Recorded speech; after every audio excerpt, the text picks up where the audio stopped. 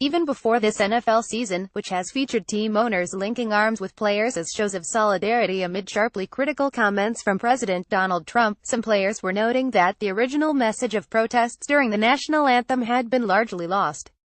To them, the cause of bringing attention to racial injustice, in particular police brutality against black men, had been overshadowed by a heated national discussion over the merits of taking a knee during the national anthem. To former NFL coach and ESPN analyst Mike Ditka, however, that cause made no sense to begin with. In a pre-game interview before a radio broadcast of Monday night's game between the Chicago Bears and Minnesota Vikings, he said, "There has been no oppression in the last 100 years that I know of." Saying that you have to be colorblind in this country, Ditka noted that the opportunity is there for everybody. He added that the place to protest was at a ballot box, and that people should respect the winners of elections. The 77-year-old was speaking with Jim Gray on Westwood One. After a brief discussion of the team with which he is most associated, the Bears, Ditka was asked about Vice President Mike Pence walking out of an NFL game Sunday because of anthem protests, and about the pre-game demonstrations in general. "Is this the stage for this?" Ditka said. "If you want to protest, or whatever you want to protest, you've got a right to do that.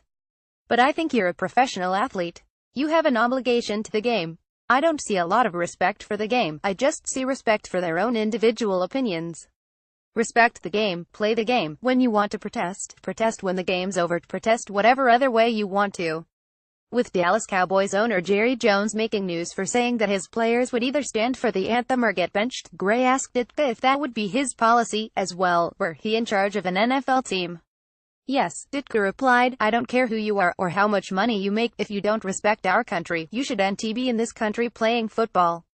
Go to another country and play football. If you had to go to somewhere else and try to play this sport, you would not have a job. If you can't respect the flag in this country, then you don't respect what this is all about, so I would say adios." Ditka has not been shy in the past about expressing political views, and he was an early supporter of Trump's presidential campaign. Starting well before the election, Trump has taken frequent shots at former 49ers quarterback Colin Kaepernick, who began the anthem protests last season, and Ditka has followed suit, saying a year ago that he had no respect for the player. "My choice is that I like this country, I respect our flag, and I don't see all the atrocities going on in this country that people say are going on," Ditka added at the time. The Eagles' Malcolm Jenkins, who has been raising his fist during the anthem and has worked toward helping create better relations between police and community members, offered an explanation Monday of some of the concerns felt by NFL players. "I think we've made that very clear that what we are demonstrating about has nothing to do with the flag but everything to do with social injustice, racial inequality, and the things that Jerry Jones and other owners who are making statements have yet to address," the safety said to NBC Sports Philadelphia. "And so I'd love to hear their takes on that part of the conversation, what these players are trying to draw attention to," Jenkins continued. "Their thoughts on, police brutality and racial inequality, education gap, the economical gap in these communities that they make money in. And I'd love to hear that part of the conversation so that it's not so argumentative, so that it's not isolating the players who are trying to do the right thing with the platform that they have." Later on Monday, Gray asked Ditka, "For those who want social justice, and for those who look back at the lives of Muhammad Ali and Jesse Owens, and John Carlos and Tommy Smith, your response would be, I don't know what social injustices have been," the Pro Football Hall of Fame inductee replied. "Muhammad Ali rose to the top. Jesse Owens is one of the classiest individuals that ever lived.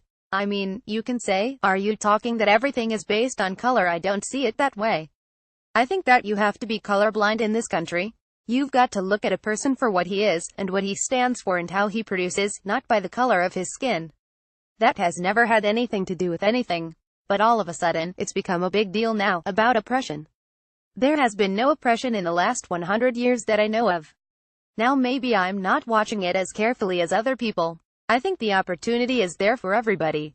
Race, religion, creed, color, nationality. If you want to work, if you want to try, if you want to put effort into yourself, I think you can accomplish anything." The former coach, who won a Super Bowl with the Bears before a head coaching stint with the New Orleans Saints, said in 2013 that not running against Barack Obama in the 2004 Illinois Senate race was the biggest mistake I've ever made.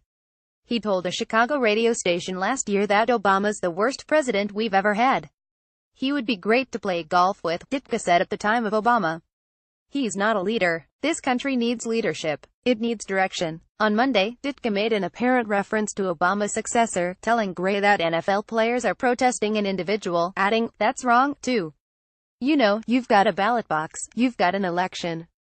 That's where you protest," Ditka said. "You elect the person you want to be in office, and if you don't get that person in office, I think you respect the other one, that's all. Football has been so good to these guys," Ditka said of NFL players on the pre-game show. "It's been so good to me. Enjoy it, have fun with it, and I don't think it's the stage for protests. I'm sorry, a lot of people disagree with that, but that's my take on it."